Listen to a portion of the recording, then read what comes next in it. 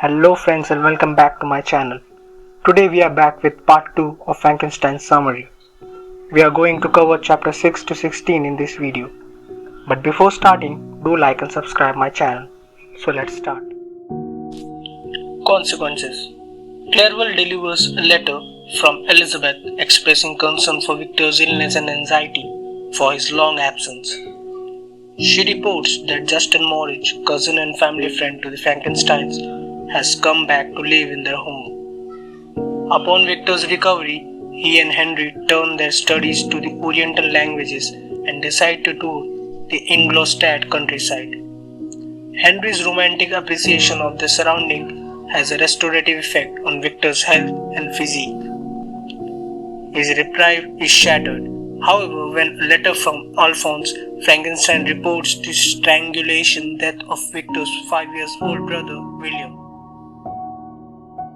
As Victor and Henry return to Geneva, Victor catches a glimpse of his creature and realizes that it is the murderer of young William. Arriving at home to his grief-stricken family, he learns that Justin has been accused of the crime because a locket given to William by Elizabeth has been discovered in Justin's pocket. Although she is innocent, Justin is pressured to give a false admission to the court, and even Elizabeth's impassioned defense fails to prevent Justin's condemnation. Victor is overcome with guilt, yet feels no one will accept his fantastic explanation of the creature, and despairs to see William and now Justin, the first hapless victims to his unhallowed arts. In guilt and self-imposed isolation, Victor is tempted to take his own life. He refrains from doing so only because he feels it is his duty to protect his family from the creature whom he abhors and blames with growing intensity. To relieve his agony, Victor travels to the Chamonix Valley where he encounters the creature.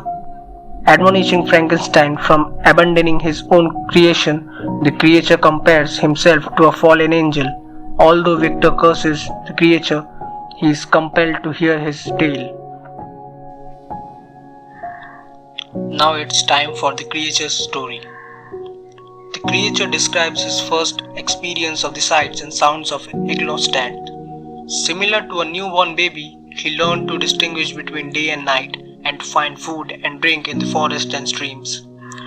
Nature became his home and his protector, and he gradually discovered fire for cooking and warmth. Desiring the company of fellow human beings, he entered a village, but was met with screams and stones. Coming upon the impoverished de Lacy family, the creature kept himself hidden while observing them for several months. It was here he learned the beauty of music, the pleasure of reading, and the power of the spoken words. Longing to join the cottager, he secretly cut their wood and eventually approached the blind Petrarch, attempting to befriend him. When his presence is discovered by de Lacy's son, the creature is cruelly rejected once again and forced to flee. The creature continues his tale, explaining his suffering as he set out in cold and snow to find his creator. While on his journey, he rescued a young girl from drowning, and when he was rewarded with a bullet, he vowed eternal hatred and vengeance to all mankind. After 2 months, he reached Geneva, where he happened to encounter young William in the woods. When William struggled and called him monster, the creature strangled William. Then for revenge, the creature plants William's locket in the sleeping Justin's pocket. But he now knows what he wants. The creature explained to Victor, a female creature made explicitly for him.